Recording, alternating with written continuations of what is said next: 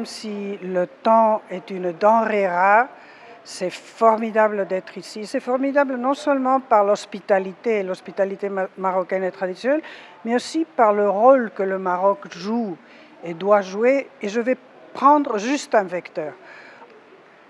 Europe, Afrique subsaharienne.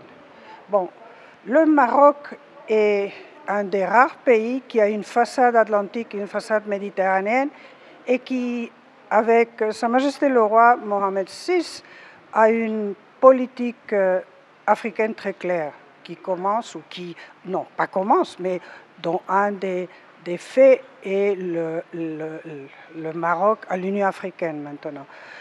Pourquoi dis-je cela? C'est parce que l'Afrique est un énorme défi. Je pense pour nous tous, l'Afrique va être le continent le plus peuplé dans peut-être 50 ans ou même moins, mais surtout pour l'Union européenne. Et l'Union européenne a des difficultés en Afrique subsaharienne qui sont dues à des questions historiques, aussi à des questions bureaucratiques, à toutes sortes, à une certaine, une certaine perspective des grands groupes, des grandes compagnies européennes de rentrer dans ces marchés, et pour les petites et moyennes entreprises qui n'osent pas parce qu'ils ne connaissent pas suffisamment. Et là, il y a le Maroc. Et le Maroc a un rôle à jouer de partenaire de choix de l'Europe pour agir en Afrique subsaharienne. Et je pense que ça, c'est un